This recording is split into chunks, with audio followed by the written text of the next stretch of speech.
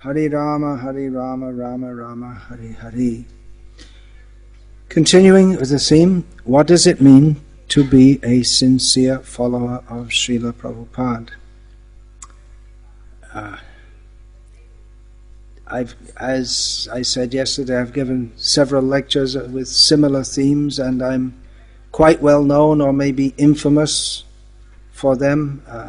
Such lectures, I feel that there's a need for this. Some devotees might think this is all I talk about. It's not at all. It's percentage-wise, it takes up a very small amount, but maybe because it's so sensitive, it becomes better known. Sensitive means, well, if it was complete nonsense, then maybe no one would take it serious. Well, Ritvikism is complete nonsense. A lot of people take that seriously. Okay. The point is that, just like I'm going to read this verse, Tadvidhi Pranipatena, Sheila Prophet says, just try to learn the truth. So we're interested in the truth. We're not interested in joining a religious institution, interested in dharma, artha, kama and moksha.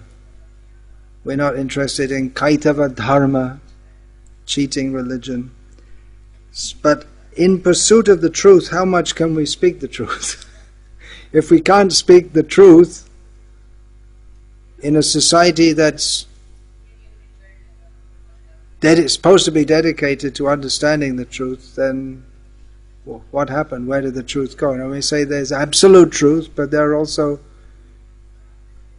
truths of what's going on in this world, and even within our society. Much of the truths regarding any institution, whether it's the International Society for Krishna Consciousness or the Church of the Latter-day Saints, that's the Mormons, or whether it's the Congress Party or the Bharatiya Janata Party or the whatever it may be. There are many things which the leaders of that institution don't want the public to know because it's embarrassing for them. So that's true in our society also. Especially those who are leaders of the institution, they don't want embarrassing things to come out. But the real thing is that we shouldn't have anything to be embarrassed about, isn't it? If we want to cover up things all the time, of course some cover may be there, but there should be internally the attempt to rectify. But if there's only covering up without any attempt to rectify, then what do you do? Is that kaitava dharma? A religious institution almost inevitably works against its founder, as is suggested in the Putana article of Bhaktisiddhanta Saraswati. That's a real shocker. You can just close that door. There you can't ask them to.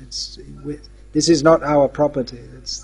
They come here for their holidays, and their chit-chat is the high point of their life. So we can't ask them to stop.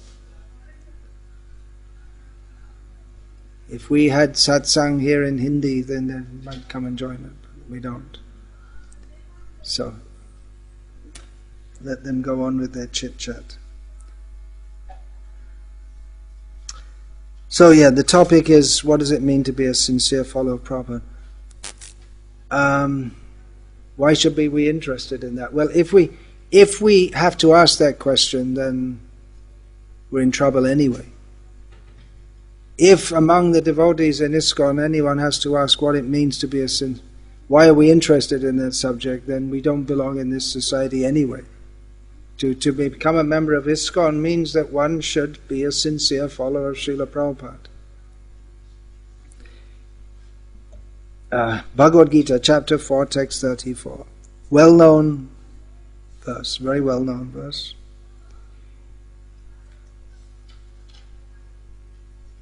Well-known verse, especially in ISKCON, I would say. Here in Rishikesh, there are many people who are well acquainted with the Gita and well acquainted with Shastra. And maybe among them, it's not one of the most said verses.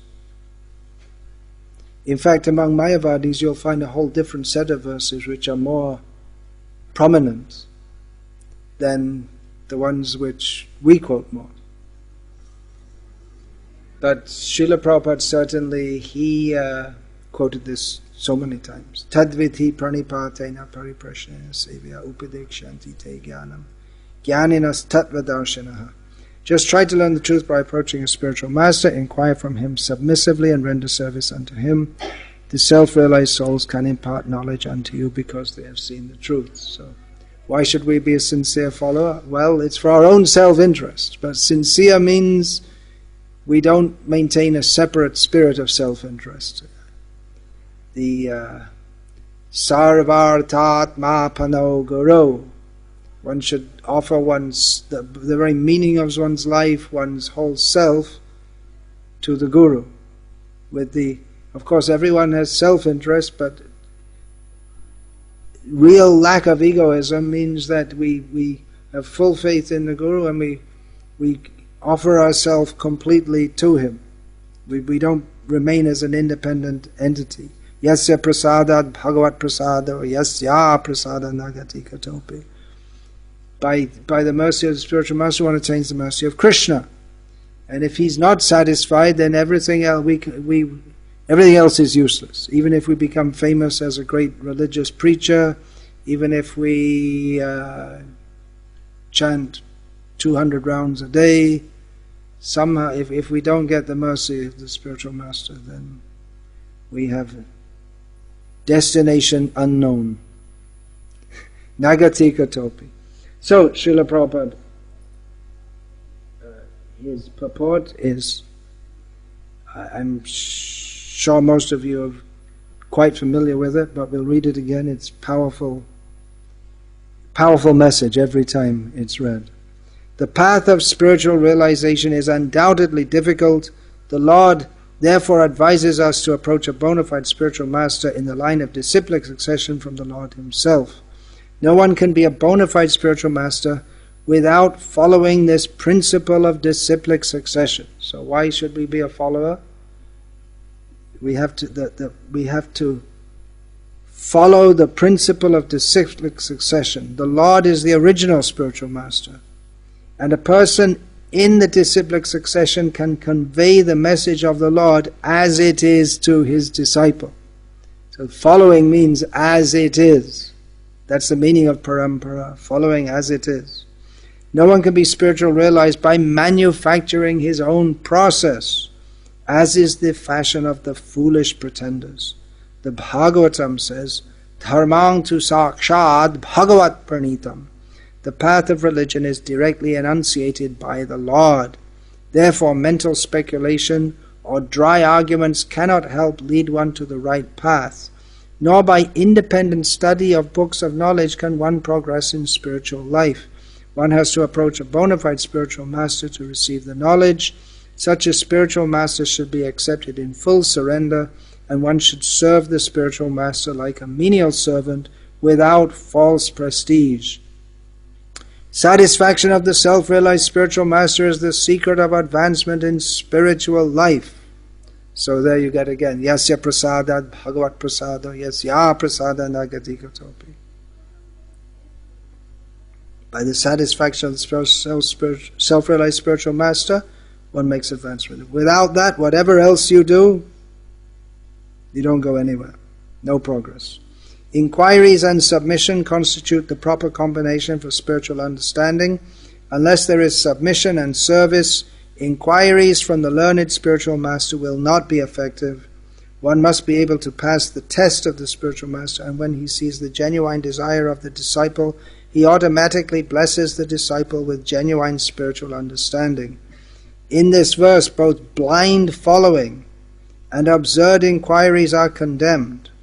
not only should one hear submissively from the spiritual master, but one must also get a clear understanding from him.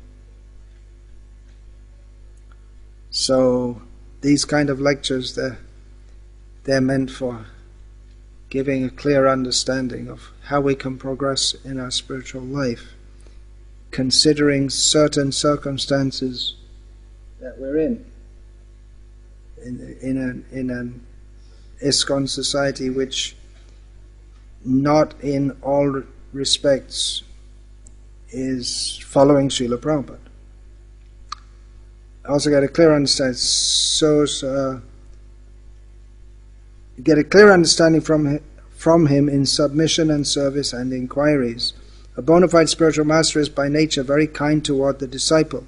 Therefore, when the student is submissive and is always ready to render service, the reciprocation of knowledge and inquiries becomes perfect. So submission and service and inquiries, that's the disciple's responsibility. But, as we will discuss, it's also his responsibility to find out where to put that service and inquiries and submission. Because if you put it in the wrong place, then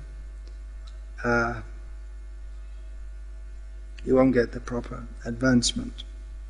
So, as we learn from Sheila Prabhupada, which is repeating the message of the parampara, the message of the truth, Krishna consciousness means to be a follower, as we learn from this verse.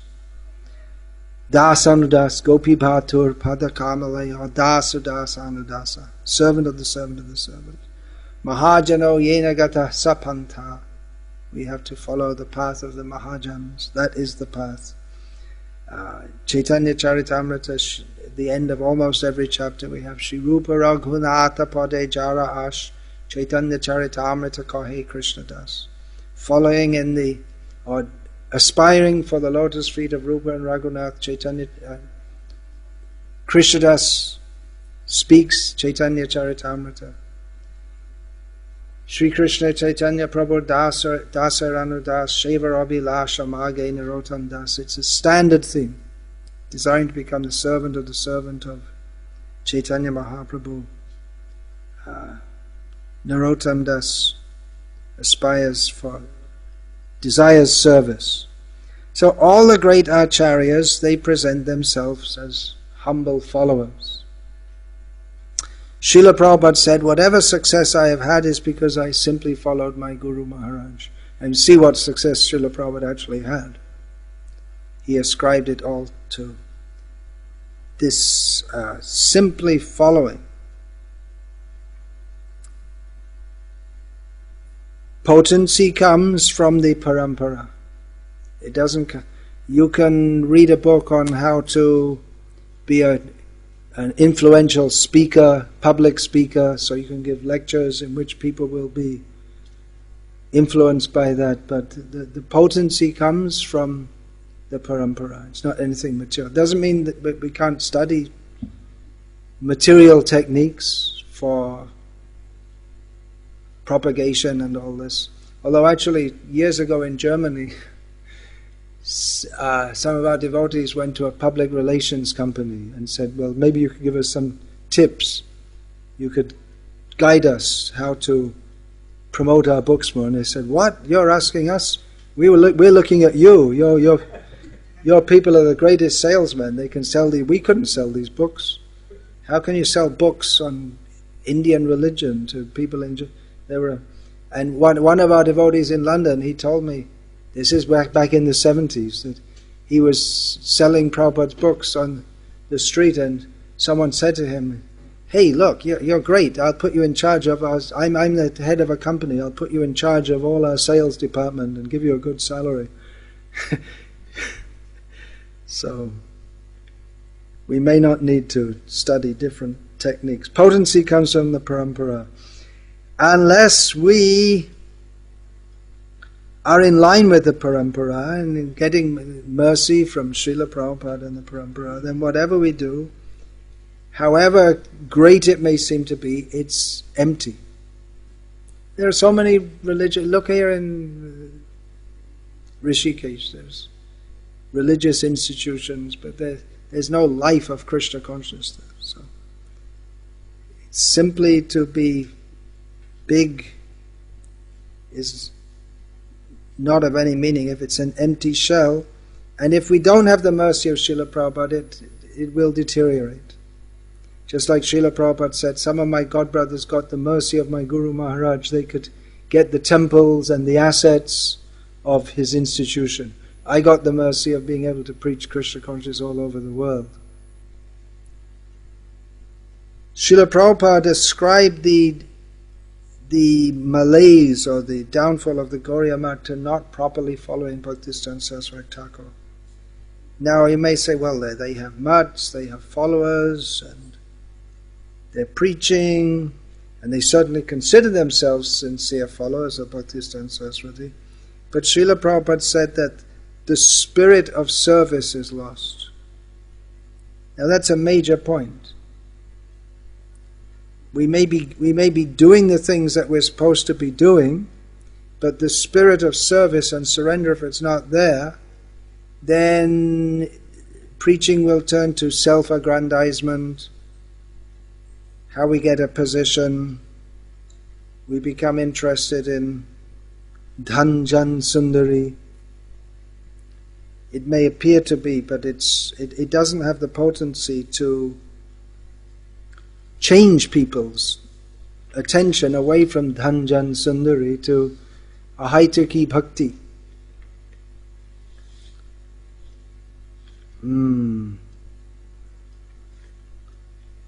So my notes are a bit.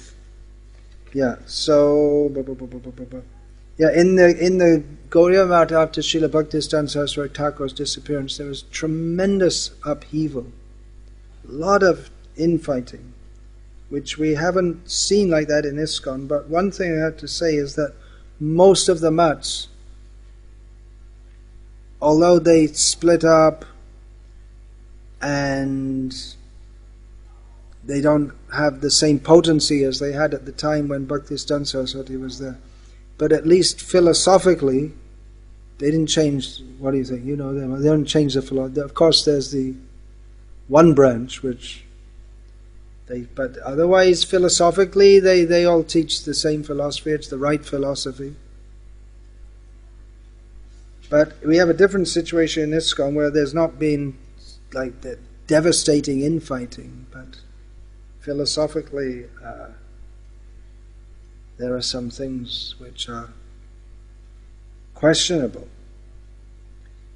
Srila Prabhupada, one reason that, as I understand it, one reason that Sheila Prophet emphasized that he is the founder Acharya of ISKCON, he said whenever there's any wherever it's written International Society for Krishna Consciousness, it should say underneath founder Acharya, His Divine Grace A.C. Bhaktivedanta Swami Prabhupada. On letterhead, if we have visiting cards, if there's a temple sign outside, everywhere it should say that. He emphasized that so much. One reason for that, I understand, is because during Srila Prabhupada's presence, some of his godbrothers tried to present themselves as being greater than him. And another reason he stressed that is that because he gave the format of what this society is meant to be. He gave his books, which his books are the basis of this Krishna consciousness movement. He gave many directions. If you see his letters, and gave verbal instructions on how this society should be conducted. So, actually, I just thought of that now. This Ritvikism, they say Prabhupada,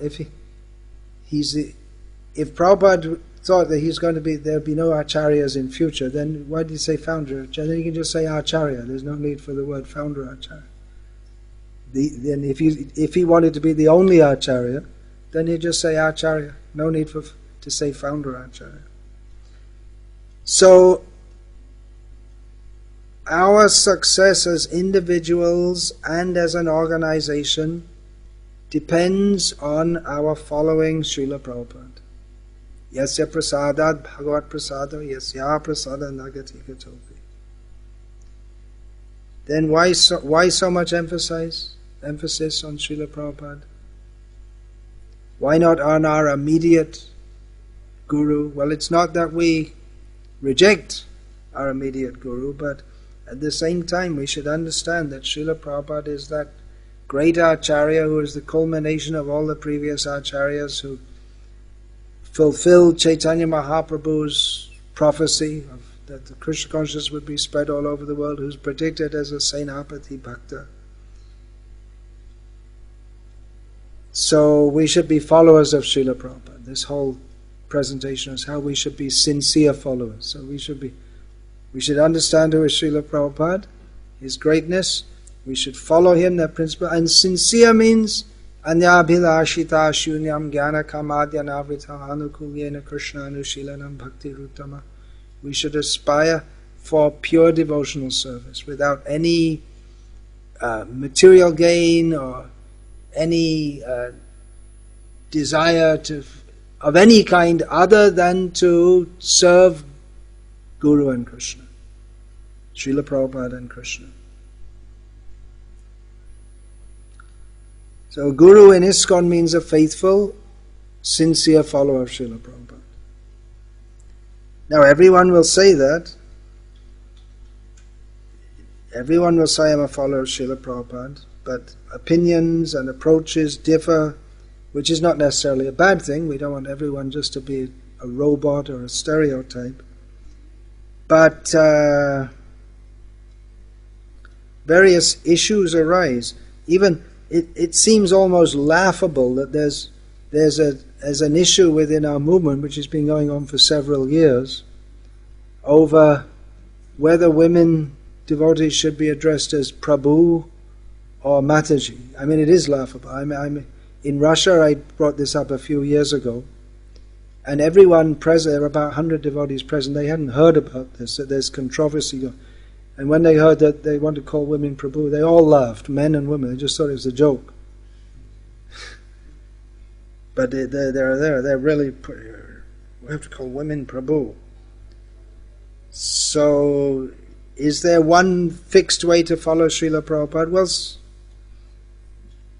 there may be different approaches in different areas, and then we see that Srila Prabhupada himself, when he was personally present, he accommodated some people who were really strange, but who are charismatic leaders, and they had many followers, and who later, after Srila Prabhupada left, they just did their own thing. And particularly I'm thinking of Kirtanananda and Siddha Swarupananda. Srila Prabhupada accommodated them all, and as long as he was there, by the power of his spiritual strength and his personality, he kept them in some kind of line with difficulty. But then later their deviant attitude became manifest. Siddha Swarupananda left ISKCON shortly after Prabhupada left, and Kirtananda, after a few years, he was thrown out for being so deviant. So Srila Prabhupada was able to accommodate. He didn't accommodate everyone. When there was few disciples were very offensive to Srila Prabhupada, and Prabhupada just rejected them. They're still offensive. So can we accommodate so many different ranges and opinions? Or is that the question, or is the real thing that we should all understand what it means to be sincere? Is everyone will say, I'm sincere, I'm a follower, I'm sincere, but is it just by stating that we are, or by sincerely thinking that we are actually sincere? What does it mean to be sincere? Does it mean to be convinced? Yesterday I gave so many quotes about false devotees. They all think that they don't think I'm a false devotee. I mean, there may be a few people who think, well, actually I'm just doing this to cheat people. But most of them, they may be fish-eating Vaishnavas or professional kirtaniyas or whatever. And they don't think I'm false. They're saying, well, I'm singing with real love for Krishna, and anyway I'm getting paid for it, but anyway I have to support my family, and what's wrong with that anyway? No one thinks they're wrong. They'd be very offended if we said that they're not sincere or they're bogus. So everyone thinks they're right, but it would be difficult to get two devotees or senior devotees who agree on every issue, on everything. I can just give a couple of examples. Last time I was in America, one GBC and Guru told me that we shouldn't distribute Bhagavad Gita as it is. He said there's such heavy statements in there, especially about women, that people get turned off. So better we distribute other books and then later we can introduce it to them. Now, I didn't agree with that. But he had a kind of reason. He says that people get turned off, and maybe some people get turned off. I don't know. Vijay Prabhu, who's the book distribution minister, he told me that in his experience traveling around the world, he finds that many people become devotees by reading Bhagavad Gita as it is. Maybe some people get turned off too. But to me that was it's just like a shocking statement. We shouldn't distribute Bhagavad Gita as it is. Whereas I always thought that's the thing we should do more than anything, is distribute Bhagavad Gita. He's saying that we should, and giving a reason which sounds like a plausible reason. People get turned off. Give them some other book. I don't know which book you can give a Prabhupada's that doesn't have any heavy statements. Life comes from life.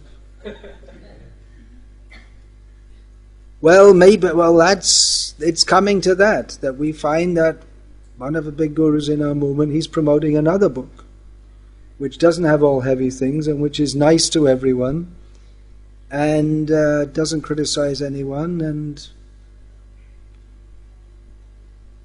should we distribute that instead of Bhagavad Gita as it is? Maybe it's effective in bringing people in, but into what? And does it please Srila Prabhupada that we... That's the question. That's the question for me. Should we distribute Bhagavad Gita as it is or not? Well, what does Prabhupada think? I think that's pretty clear, isn't it, what Prabhupada wanted us to do? It's not so easy to be a follower of Prabhupada because he's a heavy guru. Real guru means heavy. So we should distribute Bhagavad Gita as it is and take the consequences of it. Just another example of another GBC in America. He was talking, making some statement that in the course of his talking he said, well, Prabhupada, he wanted the whole of the ISKCON body to be legally under the GBC, and he was making this point and going on and on. But that struck me that he said that, but he knows very well that that's a controversial point. That's a big point of contention between the ISKCON India leaders and the ISKCON America leaders, who want to put everything legally in India under the GBC, but they want to do it. They said, look, you messed up America, don't mess us up. Prabhupada, because Srila Prabhupada said that see that point I made, how much should we say openly? Srila Prabhupada said that the GBC is the ultimate managing authority of ISKCON, but he didn't say that, he didn't make any moves to put everything legally under one umbrella organization. So I'm just saying this, that he said this as if it's a fact, but it's well known that it's a controversial point. So there are very different opinions. So on many points.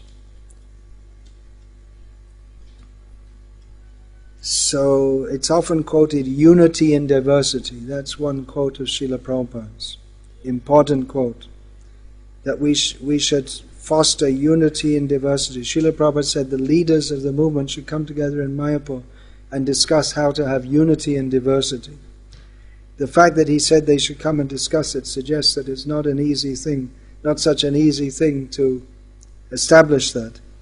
But what I see in our movement, there's certainly diversity, but there's not really unity. That it's just everyone is, especially in India it's like that. They're all different.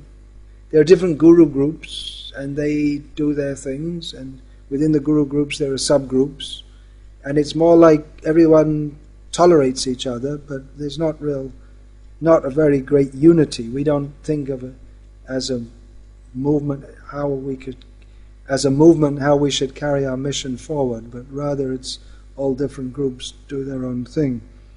So it's more like that, live and let live, I'm okay, you're okay. But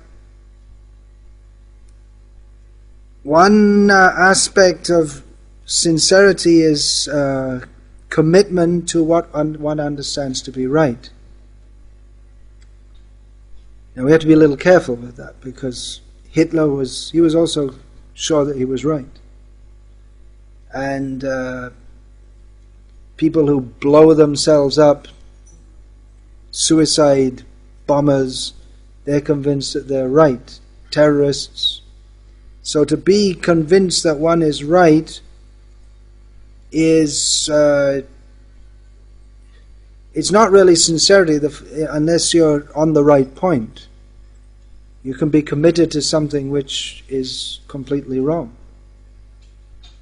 But if we are sincere to follow Srila Prabhupada, then we should understand what are his teachings. Siddhanta Balya Chitena Karaha Alash. We should understand what is this Siddhanta, what are his teachings, what is the philosophy. And if we feel that something is not as it should be, then sincerity will be manifested by pointing that out or trying to convince others that this is not the right path. And sometimes it's very easy to see that. Sometimes it's very easy to see when people are not sincere. It's very clear in following Srila Prabhupada that Anyabhilashita Ashunyama quoted, there should be and Guru Mukha Padmavakya Chitaitena Kariya Aika Arna Kariya Manayasha. What Guru says, and we take this for Srila Prabhupada is the founder Acharya of ISKCON. We should know what Srila Prabhupada says. We should make that one with our heart. We should not desire anything else. We should try to follow that. We should try to be pure, try to become pure devotees. So I'm just giving a couple of examples. There's many years ago when I was temple president in some small temple, one of my godbrothers was there, and he had the habit of getting up daily at 8 o'clock in the morning. So I said to him, you can't do this, it's not proper. He said, well, Prabhupada said his father used to get up a little late. You'll find there are dozens of times Srila Prabhupada in his letters, personally in his book, saying we should rise early. And you find one thing which it's not an instructive thing, it's descriptive. That Srila Prabhupada's father, who was a pure devotee, he described, used to rise a little late. Take that one thing and I get up late, therefore it's okay. So this clearly shows me he was not sincere.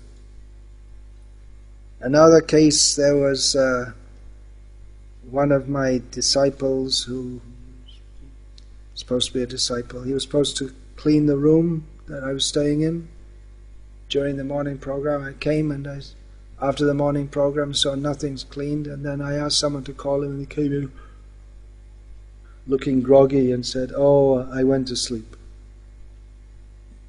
He's just slept through the whole morning program, neither chanted japa nor... So I understood he's not sincere. Then after some time he went away criticizing me and everyone else, went and joined some other Gauriya group, and then after some time he left them also. So sometimes it can be very clear when someone's not sincere. Other times it may be a philosophical thing. But Guru Mukha Padmavakya, that's a powerful thing. There are some things which we all have to follow. Rising early, chanting 16 rounds. We should preach as Sheila Prophet preached. If we're not doing that, then it at least we can say it becomes suspicious. It becomes questionable. If we don't, if we speak what Srila Prabhupada speaks, then we can know that, or at least it shouldn't raise any question if we speak as Srila Prabhupada spoke, and he spoke as his Guru spoke, and he spoke as his Guru spoke, and this is the principle of parampara. So Srila Prabhupada did give various instructions, different indications to different people in different times and places and circumstances. He gave different allowances. For some devotee, he may have given some allowance. But it might be difficult to say that someone is exactly following everything that Srila Prabhupada said, because he did give different instructions to different people. But there are some things which are very clear, which basic things we should, like this: regular sadhana, 4 regulative principles, distributing Srila Prabhupada's books, preaching according to them. But our spirit should be not it because, well, Prabhupada said so many different things, then just do whatever you like. But that becomes meaningless. We have to try to understand what Srila Prabhupada said and implement that in our life. In varying circumstances, every follower has to select and deselect certain things. Just like Srila Prabhupada gave allowance for preaching in pant and suit in certain. So he told devotees who were preaching among scientists to do like that. But at the same time, when Prabhupada was present, it was no disciple would come before Prabhupada in Western clothes, or they wouldn't come to the Mongol Arati in Western clothes. So there were certain things were understood. But if we say that, well, and Srila Prabhupada, mostly to outside people who asked about the dress, he said, well, you can chant Hare Krishna in Western dress and this and that. But at the same time, he did introduce a dress standard. So some may say, well, Prabhupada allowed that we can have a different kind of dress, and take that to be the main instruction in this regard. And others will say, no, Prabhupada himself dressed in traditional Vaishnava dress, and he wanted his followers to do like that, so there may be some divide on that. And all will claim they're following Srila Prabhupada. But again, we should be careful not to take some allowances and make that the norm. Just like Prabhupada said his father rose a little late. Prabhupada didn't say very late. After 8 a.m. is very late. I mean, most karmis are up before that. But the spirit should be to follow. And in general, if we're not sure, then better to be conservative rather than take a license. We may say that Sheila Prophet was different in many ways to Bhaktisiddhanta Saraswati Thakur. He was different to Gaur Kishore, he was different to Bhaktivinoda. They're all different personalities. So we can be different also. But to look to be different is in itself a disease. The main thing is we should look to be a sincere follower. And are we so qualified that we can make so many changes? Founder Acharya, remember? We could be misleading ourselves and others if we think, well, I'm going to change this and I'm going to change that. And we're just keeping the essence of Krishna consciousness, but we're changing some other things. There's a very interesting thing, I'm going to read it now. This is written by Satsvarup Das Goswami about the illusory Prabhupada. I'll read it and you'll understand. He said, the first time I heard the term illusory Prabhupada, it was spoken to me by my godbrother Bhurijan Prabhu. I was startled to hear that praise. Maybe you were startled when you heard it. What does it mean, illusory Prabhupada? It sounds almost offensive. So, Bhurijan said that he had been serving Sheila Prabhupada in separation in Hong Kong while Sheila Prabhupada was in America. Bhurijan thought that he had subtly begun to do things differently from the way Prabhupada did them. To rationalize his behavior, Bhurijan tried to justify his actions based on what he thought Prabhupada would say. In this way, he felt like he was still in line with Prabhupada. He never actually forgot Prabhupada, and he had no other desire than to serve him. Sincere follower. So he began to serve Srila Prabhupada as he conceived of him in his own mind. Then, Prabhupada came to Hong Kong. When Bhurijan went to meet him at the airport, it was a shocking experience. Seeing the real Prabhupada, to have to answer to him and surrender to his instructions was a crushing blow. Because Prabhupada asked him, then why do you have long hair and why aren't you rising early in the morning? And he said, well, it's for preaching. And then Prabhupada just took him apart piece by piece. So, to describe one's creation of an illusory Prabhupada is a very honest statement for a disciple, to admit that a duality can exist between Prabhupada as he is and Prabhupada as we want him to be. Many years ago, this came up in the ISKCON World Review, which was a magazine which was sent to all the centers at that time. And in there, I can't even remember what the issue was, but the statement was, don't do what Sheila Prophet said. But he said, do what Srila Prabhupada would say now. Well, that just leaves it up to your speculation. But that was the reasoning, and that reasoning is still going on. That was never challenged within the movement. So, Srila Prabhupada spoke constantly. He had it recorded. Even when there were no followers, he was recording what he was saying, because he took very seriously what he said, and he wanted others to take it seriously. And if we speculate on what Prabhupada would say now, then we're in danger of ending up with the illusory Prabhupada of our imagination. So, we have to be fixed in Siddhanta. Siddhanta bolya chetena karaha alash, eha hoite krishne lage surira manash.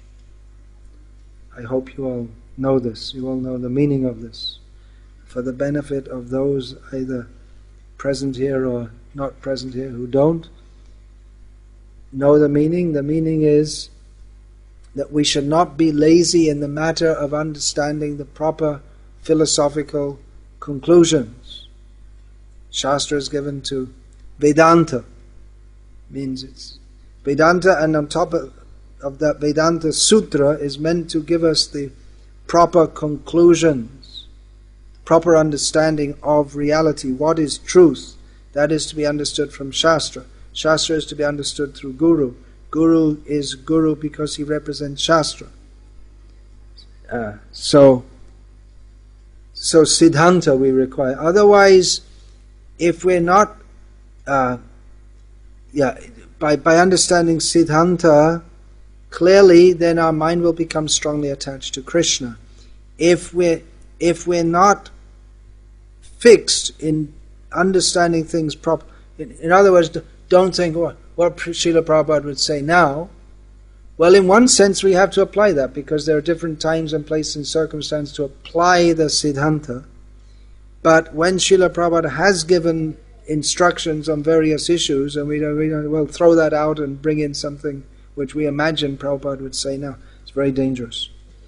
Srila Prabhupada warned us about deviation, speculation. There is deviation, philosophical and gross, both. And of the two, the philosophical deviation is more dangerous. From philosophical deviation will come all kinds of deviation. And gross deviation is very easy to see. If someone's supposed to be a sannyasi and they have women secretaries and they're surrounded by women all the time. One of my godbrothers said something very interesting. He said, within our movement, we see some sannyasis, wherever they go, they're surrounded by women. And others, they're surrounded by men. Obviously, a sannyasi should not be surrounded by women. Otherwise, what's the meaning of being a sannyasi? You can be there's no objection if one's a grihastha, and if he has 50 wives, well, according to Shastra, there's nothing wrong with that. But sannyasi shouldn't be. So, if someone is supposed to be a spiritual leader and they're eating meat and having illicit sex, it's very clear, but the philosophical deviation may not be very clear. So, one devotee who I know has rejected his guru in ISKCON. He's publicly rejected him because he says his teachings are not in line with parampara. It's a very bold thing to do. The breaking point for him was when his guru gave a blessing to a gay union, a homosexual union. So, but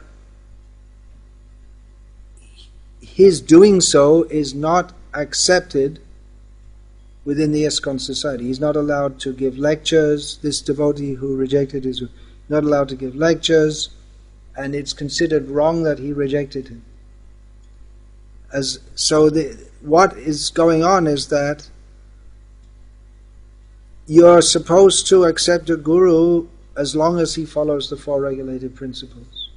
But the main thing is the guru is four regulated principles, not the main thing he teaches. The main thing is guru is supposed to teach the philosophy of Krishna consciousness.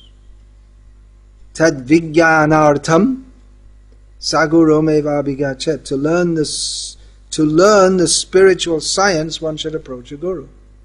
So if one sees that the guru is deviated from that, then according to Prabhupada's teachings, which is according to Shastra, that Guru api avaliptasya karya karyam ajanataha utpadna pratipannasya parityago vidhiyate.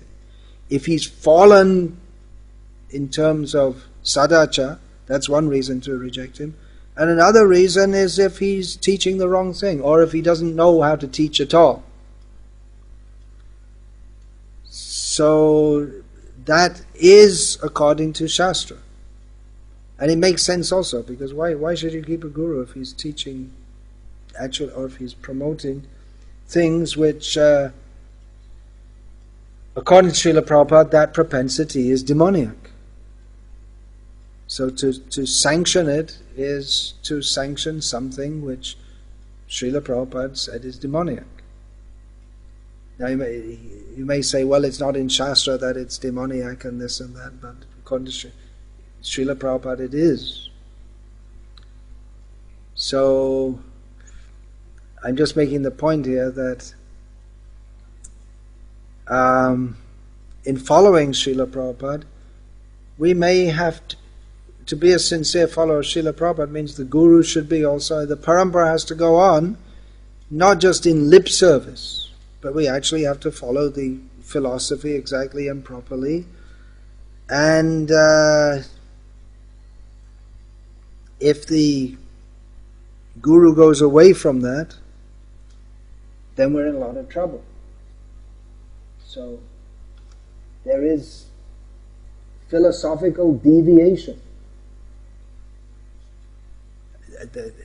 It's not that everything that anyone says is all right. If someone talks like a Mayavadi, associates with Mayavadis, what do you call them? Or they might be a Mayavadi in one group, and then when they come to the devotees, they're like a devotee. But that's what is that? Antar Shakta Bahir Shaiva Sabhayam Vaishnavo Mata. Bhaktistan Sastra Thakur used to quote this. Do you know where that's from? I don't know where it's from. Maybe it's something he just made. It's Sanskrit. But anyway, anyone can speak Sanskrit. So internally he's a Shakta, worshipper of the material energy. Externally he's a Shaiva. When he comes among Vaishnavas, then he's a Vaishnava. But a Vaishnava means he's always a Vaishnava. Not that sometimes when you go with the Shaktas, then you're a Shakta, and then when you go with the Shaivas, you're a Shaiva. When you go with the Mayavadis, you're a Mayavadi. But Nitya Krishna Das. So Sheila Prabhupada warned about this speculation, and it's several times we find Sheila Prabhupada said, don't change anything. He's emphasized that. Don't speculate and change anything. But in another sense, change is inevitable. The world changes. We change. We're supposed to be changing. We're supposed to be becoming more advanced in Krishna consciousness. We're supposed to be. So ISKCON has changed. It's now, since Srila Prabhupada left, the movement has become much bigger in terms of numbers and properties. And it used to be ashram based. Most of the members were living in ashrams, as most of you here are. But now most of the members or initiated devotees, the vast majority are people who live in their own homes. We change as we get older. Our way of seeing things and the world tends to change. So what does it mean not to change? Well, 16 rounds, following basic regulated principles. Those things should not change. You may have heard some of the older devotees, they talk about the good old days. When Prabhupada was here, should we go back to that? Is it possible to go back to that? The devotees were mostly young, age-wise, they're mostly in their 20s, teens or 20s.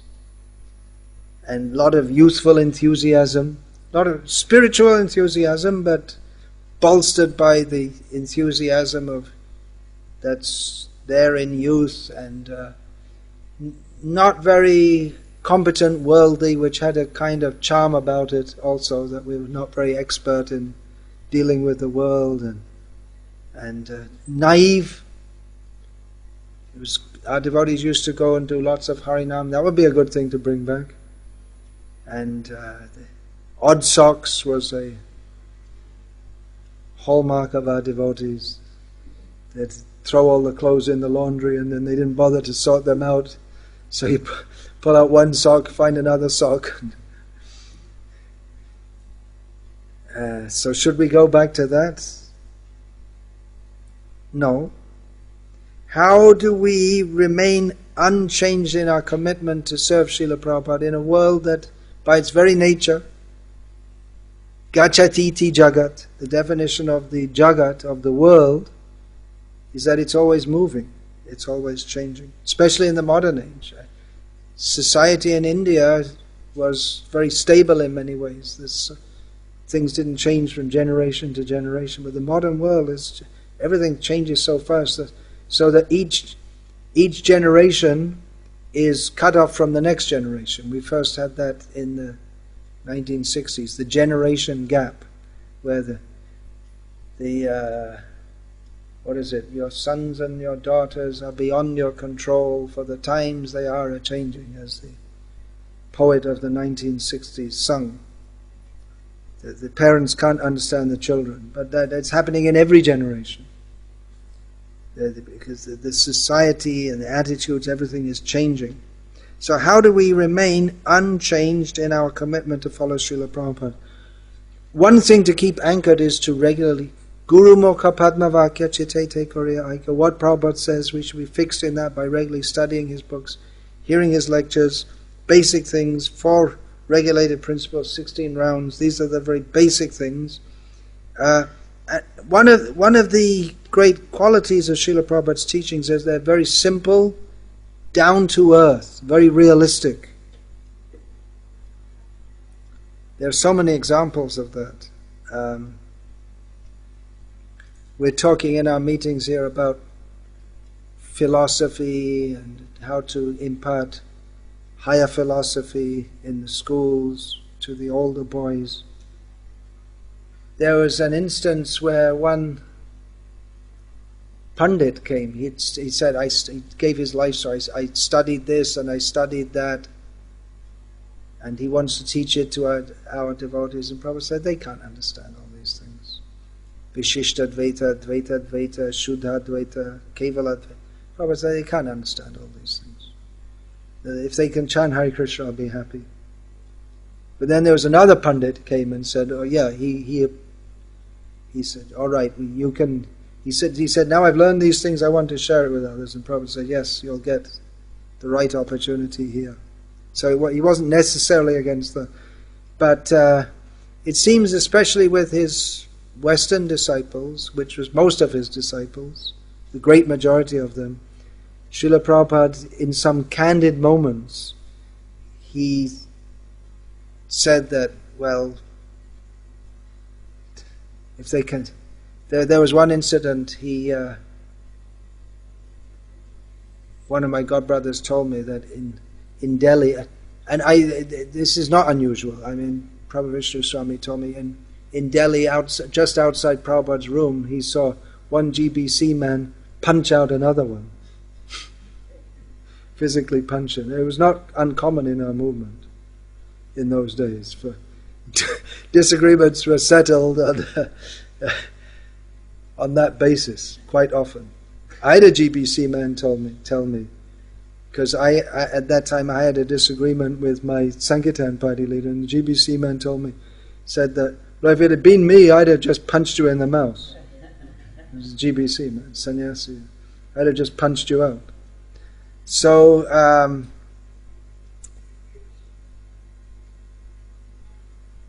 so one life member came to Srila Prabhupada and said that, oh, 2 of your disciples, they're physically fighting outside the room. And Prabhupada said to him, you're surprised they're fighting? I'm surprised they're chanting Hare Krishna. So it was a pretty rough bunch, and sometimes Srila Prabhupada was very candid about it. But he also said that the children of my disciples, they'll be able to light fires by mantra. He was hopeful of that. So he wasn't totally hopeless, but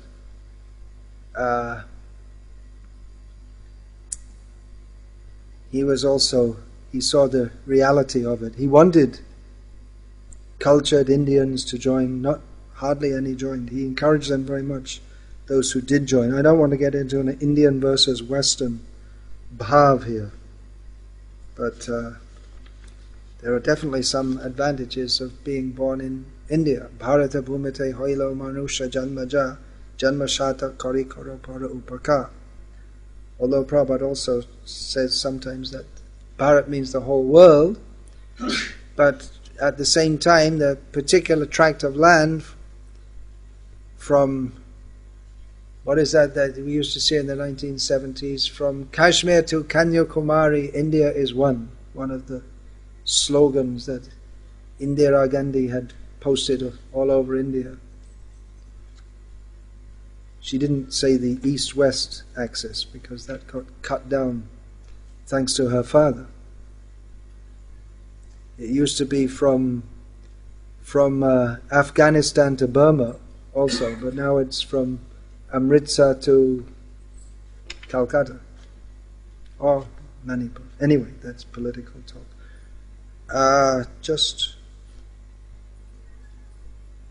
So how does a newcomer know what is following Prabhupada and what isn't? Generally, newcomers who come, they just take up whoever they come in contact with, they follow that.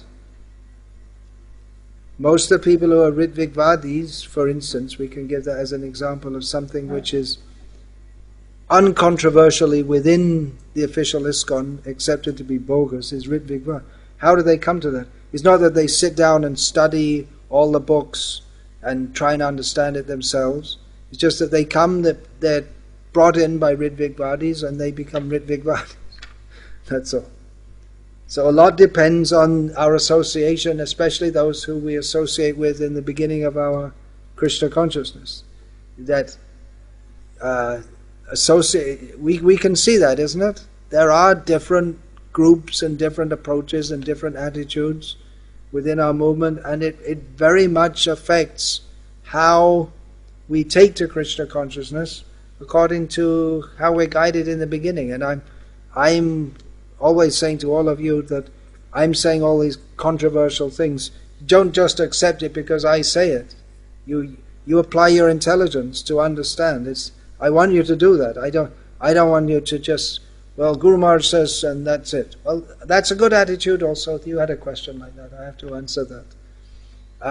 The attitude should be to follow, but it should be following with understanding. If we just follow blindly, then actually the change of heart won't take place. We have to understand what we're doing. That I quoted yesterday from Narad Bhakti Sutra, that bhakti without understanding of Krishna's greatness can never be solid. So we have to, and there's that long purport Sheila Prophet gave to that verse that, what is that verse that comes after Vedanti tat tat vidas? Yeah, what's the first line? Chadadhana muniyo jnana vairagya yuktaya pashantyatmani chatmanam bhaktya shuta grihitaya. So Srila Prabhupada gives a long purport and he quotes that whole purport later again in Chaitanya Charitamrita. The Muni, which Srila Prabhupada translates as thoughtful person, should be faithful, not blind faith. He should have knowledge and detachment and see the Supreme Lord in every living being by the process of bhakti shutagrihitaya. Bhakti by hearing, by the shutagrihita, accepting, hearing and accepting the message of Shastra. So as with generally in the Sanskrit shlokas, every word has so much meaning. So, but newcomers mostly, it's not that you read all the books and you study everything and then you come to a decision. But you can't. But we do recommend always, coming to Krishna consciousness, read these books, try to understand. So many people, they want to be sentimental followers, which is not a bad thing, but it's not, without understanding, without applying our intelligence in spiritual understanding, then we won't be able to discriminate between spirit and matter, between Maya and reality. And with sentiment then, we won't be able to distinguish what is Krishna consciousness and what is fulfilling our own material desire. And then we may have the illusory Prabhupada and the illusory Krishna consciousness, in which we're thinking, I'm fully dedicated to Krishna, but actually we're nurturing material desires in the heart. So, read Srila Prabhupada's books, hear his lectures, very powerful. And from the beginning, if we're fortunate to get that association by which we understand, there are some basic things we have to understand. Why do we come to Krishna consciousness? We should understand Bhagavad Gita. This material world is miserable. 500 rupee fine. But for you, there's no use to... What can we do? Because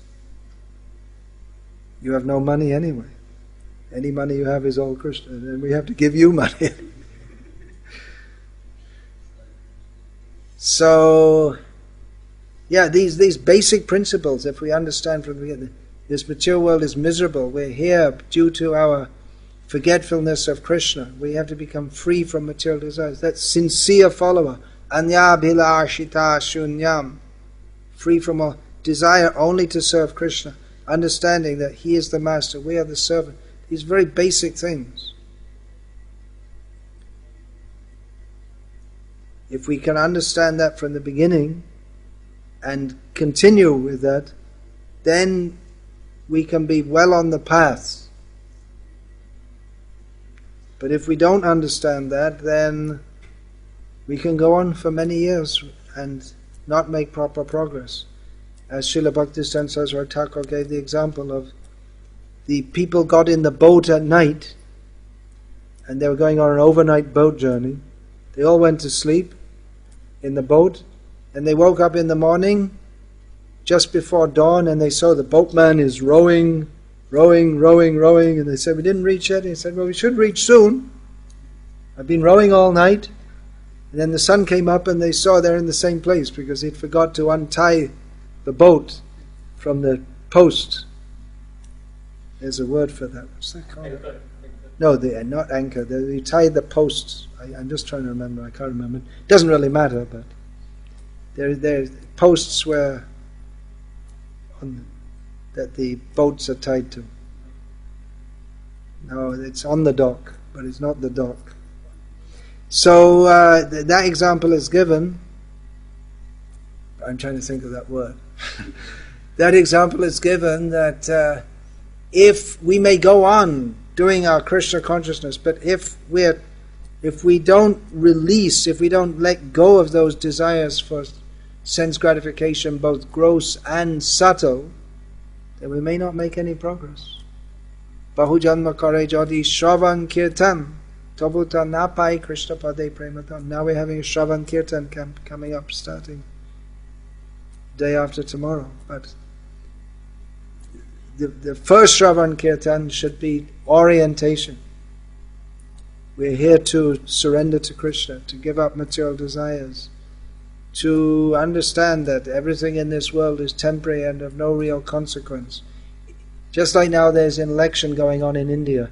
It is consequential to the present situation that we're in, but ultimately it's of no consequence. And millions of leaders have come and gone, and the basic situation of the world is janma mrityu jara vyadhi, birth, death, old age and disease. So we don't have... We have some interest because we have to live and preach Krishna consciousness in this world, but ultimately everything in this world without a connection to Krishna is all meaningless. So with that vision we can prosecute Krishna consciousness and become advanced. So that vision has to be that sincere follower of Sheila Prophet. That's the vision he gave. I just posted on BVK Sangha this morning something he said which was is devastating to the materialists. He quoted that verse, this yasyatma kunape tvitatuke swati kala tradeshu bhoma idyadi. So he said that it's just like this body is just like a bag made up of different substances, and it produces other bags, and we become attached to these bags. So your children, what you think is yourself is just a bag of blood and stool and bones, and you become attached to another bag which you call your children, blood and stool and bones. So that's the harsh reality. That doesn't mean that You don't look after your children, but that is the understanding of what is this material attachment. So that point you brought up yesterday. There's affection and there's attachment. We should be affectionate to children, but we shouldn't be attached to them on the bodily platform. So, Hare Krishna, I'll stop there.